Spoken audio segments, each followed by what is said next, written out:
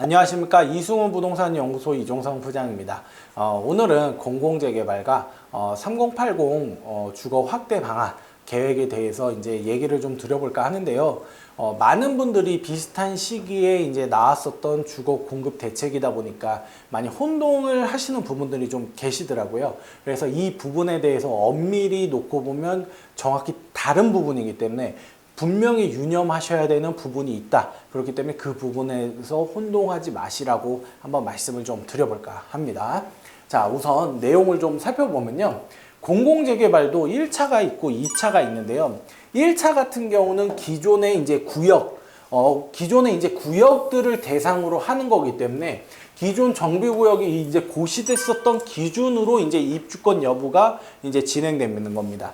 그렇기 때문에 여기는 과거에 이제 구역으로서 계속적으로 추진되었었던 거를 이제 사업이 정체되다 보니까 공공이 개입을 해서 이제 추진을 하는 거잖아요. 그렇기 때문에 구역이 이미 잡혀져 있었고 사업이 추진돼 있었기 때문에 신축 허가가 나왔을 거라는 부분도 이제 없기 때문에 뭐 신축이 생겼다든지 쪼개기가 생겼다든지 이런 경우들이 거의 없을 거란 말이에요. 그렇기 때문에 이 부분에 대해서는 공공재개발 1차 후보지는 그냥 기존의 구역들이 추진되고 있었던 지역이기 때문에 보편적인 입주권 상태를 이제 조합원 자격에 관련해서는 크게 이제 변동사항이 없는 지역이다. 단 이제 공공이 개입을 한다 정도의 부분만 좀 인식을 하시면 돼요. 그렇기 때문에 여기서 뭐 기존에 이제 입주권이 나오던 물건이 갑자기 입주권이 안 된다. 그리고 2월 4일 이후에 매수한다고 해서 입주권이 안 된다. 이런 건 전혀 아닙니다. 공공재개발하고 이사대책 그 부동산 주거 공급 대책하고는 엄밀히 다른 거예요. 그렇기 때문에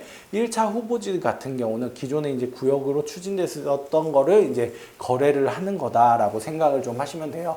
그래서 1차 후보지들 같은 경우는 뭐 지금 뭐 거래를 하신다고 해서 뭐 내가 토지거래 허가구역이기 때문에 실거주를 한다는 전제 조건으로는 매수를 한다고 해서 입주권이 안 나오거나 이런 건 아닙니다. 그렇기 때문에 이 부분은 기존에 이제 재개발 지역인데 이제 공공으로 전환을 하는 거에 대해서 주민 동의를 요구하고 있다. 이 정도만 이해를 하시면 될 것 같아요. 근데 이제 2차 후보지 같은 경우는 조금 상황이 다릅니다. 2차 후보지는 기존의 구역이었다가 이제 해제가 되면서 그 다시 추진하는 그 사이에 공백기가 있었다든지 아니면은 그 아예 구역이 아니었었던 거를 이제 추진을 하는 지역이기 때문에 그 사이에 신축이 나왔을 수도 있고 그 공백기 사이에 신축이 공급됐었을 수도 있고 지분 쪼개기가 이루어졌을 수도 있고 기존에 이제 다가구 주택이 다세대가 그 분할이 됐을 수도 있는 부분들이거든요. 그 기준이 명확하게 권리 산정일로 나와 있습니다. 이 20년 9월 21일을 기준으로 해서 공공재개발 2차 후보지를 공모를 했었거든요. 그 날짜를 기준으로 해서 이전에 준공이 난 물건에 대해서만 입주권을 부여하는 겁니다. 그러니까 이 사이에 내가 뭐 신축이 이루어졌든 뭐가 됐든 이 날짜를 기준으로 해서 준공 허가만 떨어져 있는 거라면 여기에 대한 입주권 여부에 대해서는 부여가 된다라고 보시면 돼요. 그러니까 뭐 10월 달, 11월 달에 지어졌다, 준공이 떨어졌다 이런 거 같은 경우는 이제 명확하게 날짜가 나와 있기 때문에 입주권이 안 나올 경우가 있다라고 보시면 될 것 같고 그 전에 지어진 것들 같은 경우는 입주권이 나오는 형태다라고 보시면 될 것 같아요. 그래서 공공재개발 그 2차 후보지 같은 경우에 대해서는 이 권리 산정일을 분명히 인지를 하셔야 됩니다. 뭐 이사대책 이후, 그러니까 2월 4일 이후에 거래한다고 해서 입주권이 안 된다. 이게 전혀 아니에요. 이 권리 산정일을 기준으로 해서 입주권 부여를 하는 겁니다.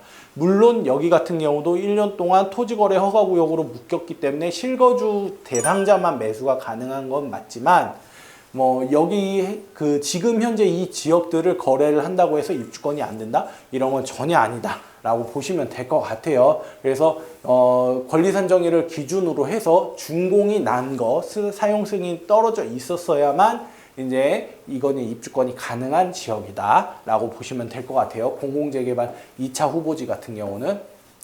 자, 그러면 여기 같은 경우는 이제 청산 대상자들이 권리 산정일을 기준으로 해서 당연히 이 날짜 이후에 지어진 것들은 당연히 청산 대상이겠죠. 현금 청산 대상자들입니다. 기존에 내가 어떻게 보면 동일 다세대였다가 이제 일부 쪼개기를 했다든지, 흔히 말하는 다가구 주택에서 이제 쪼개기를 해서 뭐 한 층은 누구 명의, 또 2층은 다른 사람 명의, 3층은 뭐 4명의, 이런 식의 쪼개기를 했다라고 하면 입주권이 안 된다라는 거, 안 된다라고 보시면 되고요.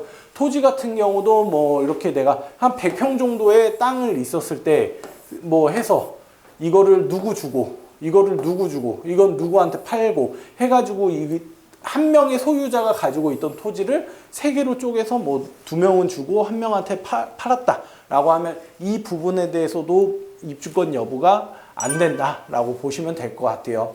그리고 다세대 주택 같은 경우도 뭐 하나의 다세대 주택, 원래 원빌라였든 뭐 이런 다세대 주택을 뭐 큰 방, 작은 방 뭐 해서 이제 쪼개기 했다. 이것도 당연히 입주권이 안 된다라고 보시면 될 것 같고요. 그리고 이런 경우가 아니라고 할지라도 이 이후에 신축했었던 주택에 대해서는 입주권이 아니다. 그러니까 당연히 이 날짜 같은 경우는 1차 후보지랑은 별 상관이 없겠죠. 어차피 안 됐었으니까, 그런 부분이 신축행위가 안 됐었을 테니까.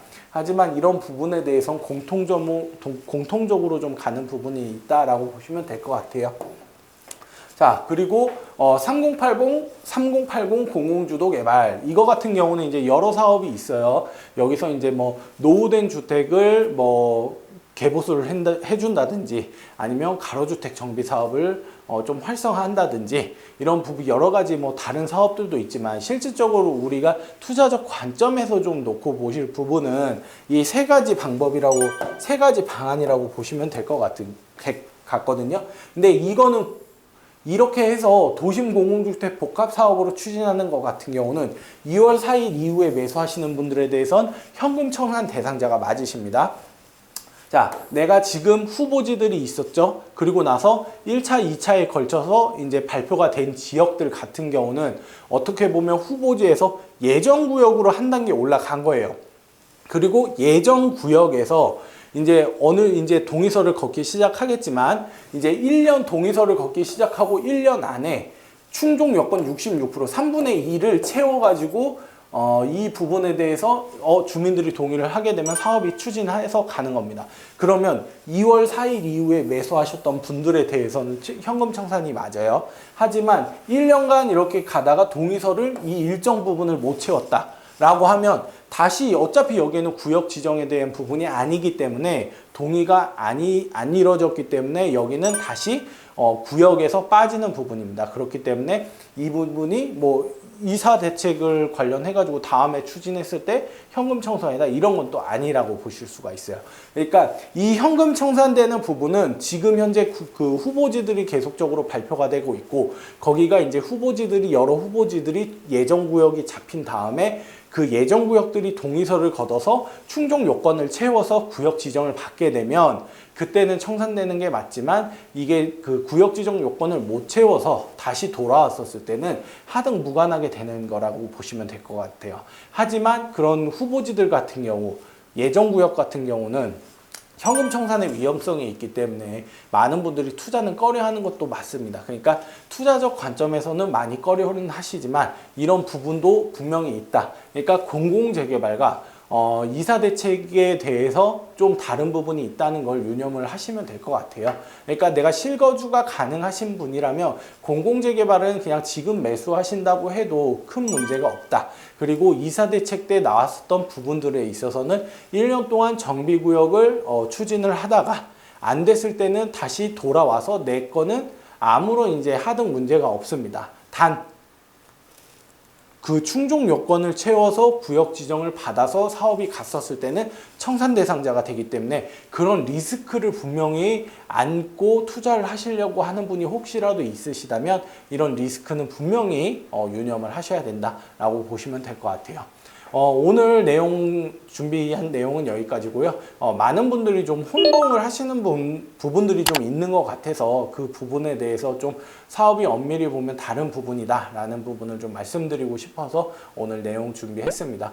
부동산과 관련된 뭐 궁금하신 사항이라든지 투자와 관련된 문의 사항이 있으시면 연락 주시면요 답변 드리도록 하겠습니다. 그리고 저희 영상 보시고 구독과 좋아요, 알림 설정까지 해주시면 감사하겠습니다. 감사합니다.